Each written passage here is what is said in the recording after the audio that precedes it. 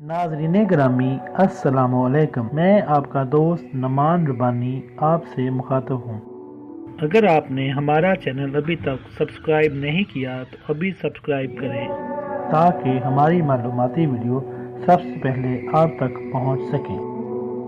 तो नाज़रीन ग्रामी, आज मैं आपसे एक ऐसा वाक़या शेयर करने लगा हूँ जो बहुत अजीबो गरीब है। मुल्क फारस के बादशाह ने एक दिन बड़ा अजीबो गरीब हुक्म दिया, मुल्क भर से बेवकूफ़ों को इकट्ठा किया जाए। इनमें से जो सबसे बड़ा बेवकूफ़ होगा उसे इनाम दिया जाएगा। इनाम के लालच में सैकड़ों बेवकूफ़ दरबार में इकट्ठे हो गए। बादशाह ने इनमें बेवकूफ़ी का मुकाबला शुरू करवा दिया।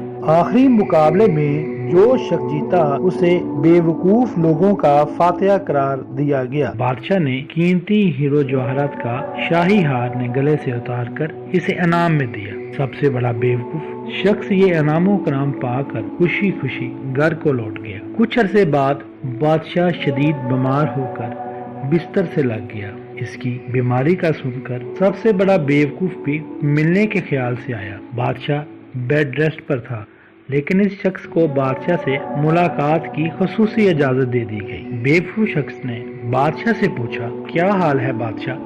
बादशाह बोला, इस शख्स का हाल क्या पूछते हो जो ऐसे सफर पर जा रहा है जहाँ से वापसी मुमकिन नहीं। बेवकूफ ने हैरत से पूछा, क्या आप वहाँ से वापस नहीं आएंगे, वहीं रहेंगे? बादशाह ने बेबसी से कहा, हाँ ऐसा ही है। बेवकूफ ने सवाल किया, फिर तो आपने वहाँ बहुत बड़ा महल, बागात, खिदमत के लिए शाही कनीजें, गुलाम और ऐशो इशरत का बहुत सारा सामान रवाना कर दिया होगा।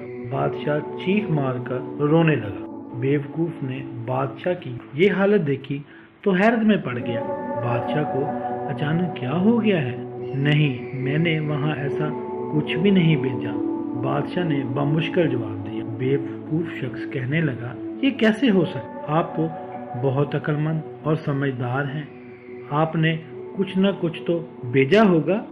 बादशाह आहें भरने लगा, नहीं नहीं, मैंने वाकई वहाँ पर कुछ इंतजाम नहीं किया। बेवकूफ जाने के लिए पलटने लगा तो अपने गले से हार उतार कर और ये कहकर बादशाह के गले में डाल दिया, फिर तो इस हार के सबसे ज्यादा हकदार आप हैं।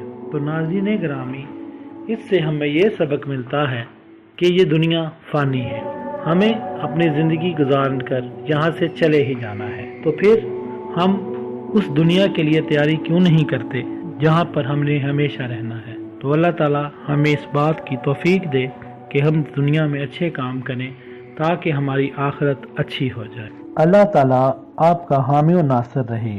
अपनी दुआओं में याद रखिएगा। आपका अपना नमान रबानी।